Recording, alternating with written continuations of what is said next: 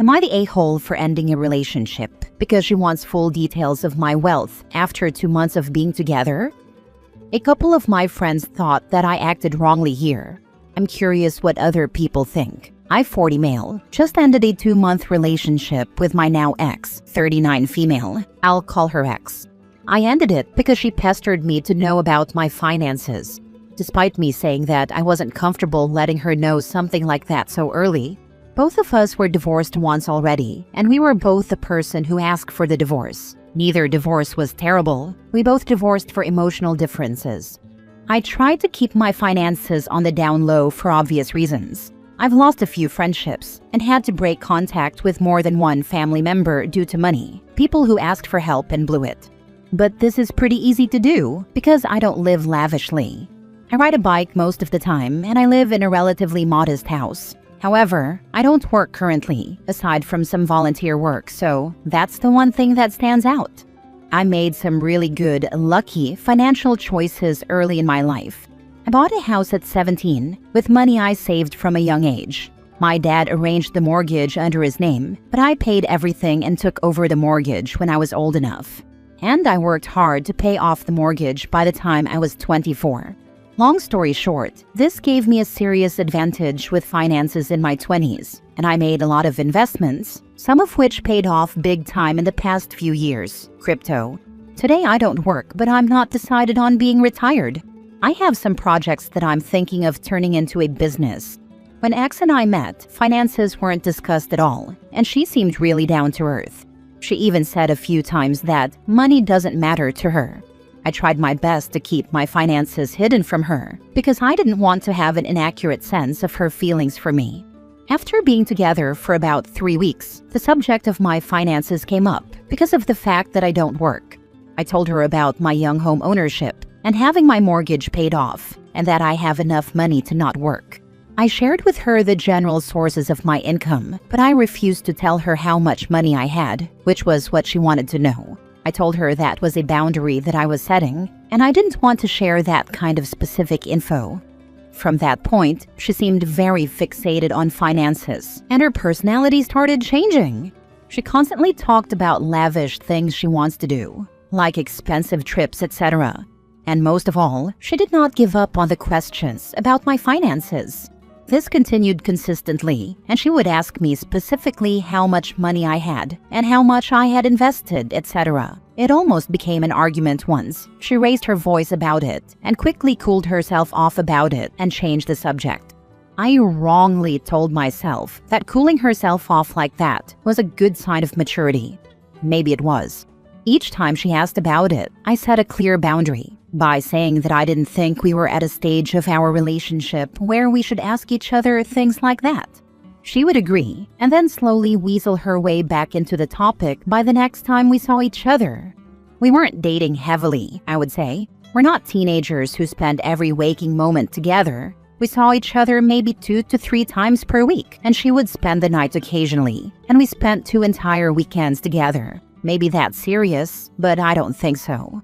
And we hadn't yet ever discussed moving in together, or much less marriage. So we weren't at a stage where I felt it was appropriate for us to ask each other things like that, especially when I had given her what I would consider to be enough information. Anyways, I broke things off this past weekend, and it didn't go well. She was very emotional about it, which I didn't expect considering the fact that I thought the relationship wasn't very far along. The only point I made in the breakup was that I felt like my privacy was being invaded because we had not reached any kind of relationship milestone that I would consider talking about things like finances. I told her that I could understand if we were talking about moving in together. She might want to know how financially secure I was. I talked to a few of my friends last night about the breakup. They had all met her once, and they liked her. 3 of my friends agreed that I acted immaturely, and that I shouldn't have been so secretive. One of my friends said, it's unfair to hide something like that, because everyone else at least has a ballpark idea of how much money someone makes as soon as they know what kind of job they have. And she didn't have info like that, which is unfair to her. I didn't agree with this, because it's foolish to make assumptions like that, combined with the fact that she said multiple times that money didn't matter to her. I'm curious to hear what other people think about this. Edit. Lots of people seem to be under the impression that the big issue in this relationship was that she was a gold digger. It's not that. The issue was that I was setting a boundary, and she repeatedly chose not to respect that. Now for the top comments. Not the a-hole. Real talk here, friend. If she asked you once to ensure that you aren't El Chapo's long-lost cousin, I get that. Especially because you don't need to work for right now. That's fair. But to keep fixating on what she would like to do with your money? Nah, hard pass. Time to move on. I generally agree, but there's also the possibility that she was concerned he was going to run out of money and she'd be footing the bill for things if their relationship evolved. For all we know, she's had experiences with bum dudes that don't work and also don't have much money. Her suggesting lavish things may have been a way to get a better understanding of whether he has a lot of money or not, when asking him directly didn't work.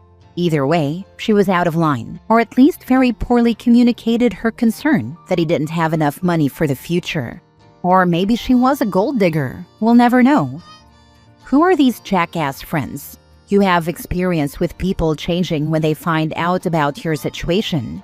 She just got a hint of it and was already planning on how to spend it. Admittedly, the friends who felt this way are not my closest friends. We have a friend group of about 12 of us, and these few aren't as close to me as the rest of them. And it was really only one of them that was hard against my choice. The other two who were just like, well, I wouldn't have been so secretive. I get the sense that some of them have been burned by secrets in a relationship before, so I'm not going to judge too much. Not the a-hole. You're 40 and retired. Someone you're dating will absolutely have questions about what's going on. I think she was prying too much and you did tell her you weren't comfortable answering. But I do think you need to maybe be a little more appropriately honest here if you want to move forward with someone.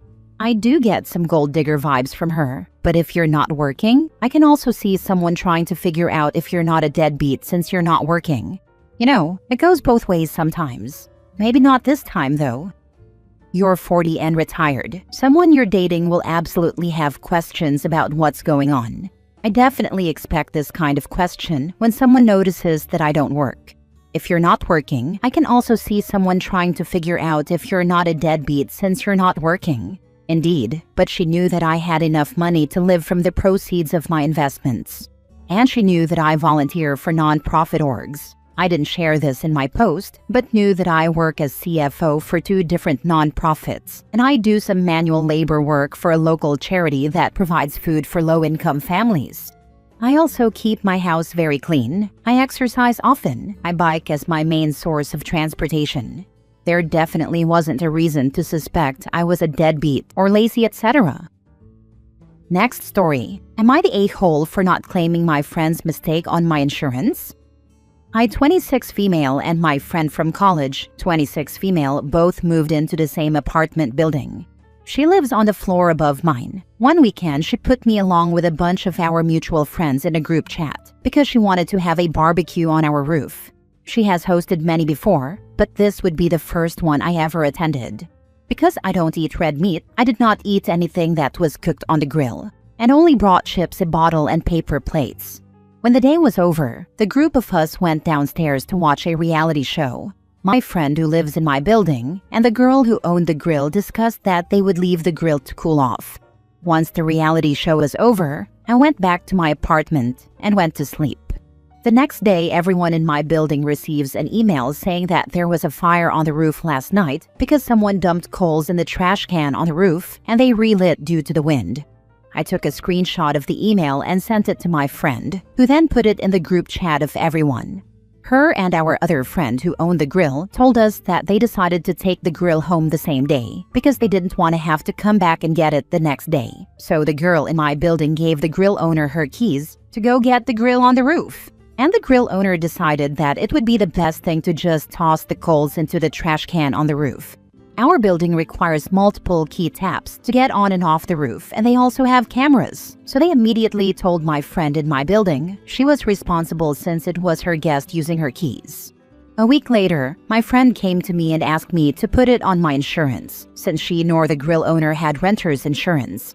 I spoke with a few lawyers and my old insurance agent, and they all said that this would be fraud. So I told my friend I did not feel comfortable doing so. Another week goes by and she asked me again. Because she believed that she would have to go bankrupt over the situation, she did not. I again said no because I did not feel comfortable and reiterated that I was told that this would be fraud. From then, she started to run a smear campaign, saying that I was the bad friend, and all of our friend group stopped talking to me because they said that I should have at least tried to put it on my insurance. They now all want me to apologize to all of them and work for their friendship again, since they believe that I was in the wrong, but I feel like I didn't do any wrong. So, was I the a-hole? Wow, sounds like you just cut a bunch of cancer out of your life. Congratulations! Your lawyers told you it's fraud. Why haven't you said those words to these people? If they still want you to commit fraud, explain to them you're not a stupid criminal, and it's not your fault someone couldn't use common sense handling a grill and hot coals. They made these plans, they planned poorly, they damaged the roof, and they're responsible. Not one of those incredibly stupid, short-sighted decisions involved you. Furthermore, doesn't your complex make you provide insurance before moving in? She just didn't get any, and wants other people to cover her irresponsibility? I don't know what's worse here, dumping smoldering coals into a trash can you know is filled with flammable material knowingly, or trying to blame the woman who didn't eat anything off the damn grill because she won't cover your stupidity. You're not the a-hole in any way. Those two girls owe you an apology first, then the rest can apologize for their sheep behavior. They're all in the wrong. Just to clarify, I did tell them what the lawyers and old agents said, and the girl got mad at one of our other friend because their mom was one of the lawyers I spoke with. They're only mad at themselves because you refused to play their game. The only real loser would be you if you did actually do that. F that. I've done some shady stuffs, but don't mess with insurance and taxes. Also, aren't all renters required to have renter's insurance? They won't renew my lease until I prove I've renewed my insurance. My building did require proof, but we had 3 months after move-in to provide it, and they weren't strong record keepers, so they didn't follow up. Was she contacted personally or something? Did they say they know who is involved? Yes, they have her key taps on the entry to the door, and the grill owner on camera leaving her apartment, going to the roof and coming back to her apartment. Last story. Am I the a-hole for refusing to pay my boomer in-laws rent while I renovate their house, with only the option to buy half after they've died?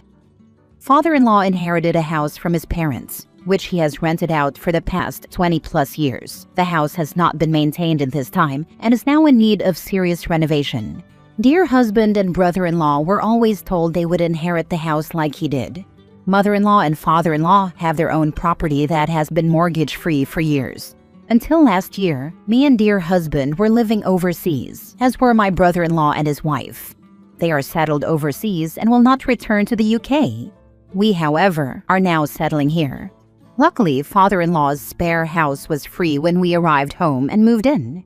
The kitchen had disintegrated, ceilings had come down, there was damp on the walls. Legally, there was no way they could have re-rented it. We have been working hard to get the house back into a decent standard. We've been cleaning, plastering, decorating, etc. We had expressed to mother-in-law and father-in-law that we would like to stay in the house permanently and make it into a proper family home. The house needs about £100,000 worth of renovations. We were hoping that father-in-law would agree to sign the house over to brother-in-law and dear husband now, and I would buy brother-in-law's share. Brother-in-law isn't moving back and is also happy that we are back home to look after his parents in their old age. We understand that father-in-law gets a top-up to his pension from rent, and we're happy to continue paying this, but with our names as owners. We thought that this way, everyone got what they wanted. Father-in-law gets his pension top-up with none of the landlord responsibilities. Brother-in-law gets a cash lump sum and free elderly care for his parents. Me and dear husband get a house that we love and keep in the family. Mother-in-law and father-in-law get their grandkids around the corner from them and family to look after them in their old age. Boy, was I wrong. My in-laws have informed me that we can stay living in the house, but pay £500 a month rent until they both die, in about 20 years plus. I am welcome to spend my money on doing the renovations the house needs, but there will be no legal protection other than they will not legally kick me out, as long as me and dear husband are married. Once mother-in-law and father-in-law have both passed, the house will go to brother-in-law and dear husband. At that point, I can buy out brother-in-law, and the money I've paid in renovations will not be taken into consideration. And in the meantime, I can look after them in their old age. I didn't react well to this, and this is where I could be the a-hole. I told the father-in-law in no uncertain terms that I would not be doing this, and that me, dear husband, and the kids will buy our own place, which will be closer to dear husband's work and near better schools. We'll be about 40 minutes away from them, not too far away, but not close enough to look after their daily needs in their old age. Now everyone is upset, and apparently it's all my fault. I admit I could have handled it better, but how could they think that me paying them rent for 20 years, renovating the house, and then handing over at least £200,000 to brother-in-law when I am in my 60s was even financially possible? How do they think brother-in-law is going to be able to look after them from overseas? I had to read this a couple times to understand it all, so please correct me if I made any errors. I kind of think everyone sucks here. You, and your husband I assume, basically wanted your parents to give to your husband and his brother a house that admittedly needs a lot of work for nothing now, instead of waiting to inherit it when they die in the future. Now, I wouldn't say that this idea was wrong initially, but your in-laws are not a-holes for not wanting to do that. And you are kind of an a-hole for getting mad that they won't do that. On the flip side, your in-laws are a-holes for expecting you and your husband to move into this dilapidated house, pay rent, and pay for renovations on top of that.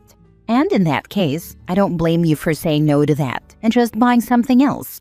In my mind, this should have gone one of two ways. Either your in-laws pay to bring the house up to code or whatever, and then you and your husband rent it from them, with all of the normal tenants' rights. Or you two live there without paying rent and come to some sort of agreement about you and your husband paying for or doing renovations.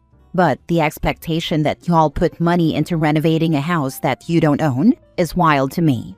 That's the point of having a landlord, and just because y'all are a family doesn't change that. Edit, after more explanation from OP, not the a-hole. This isn't just the house. They also wanted OP to look after them as well. And in the meantime, I can look after them in their old age. So £500 a month rent, plus the time and costs of renovations, plus elder care. Then at the end they can pay the improved value of house to brother-in-law. Info: how does your husband feel about all this? We had to move back home so quickly because he got seriously unwell, and as a result of this illness, basically exploded mine and our kids' lives. I got us back home to his parents because I thought that would give him the best chance of recovery, alcohol addiction. During this time, mother-in-law told me, just go back to your own family.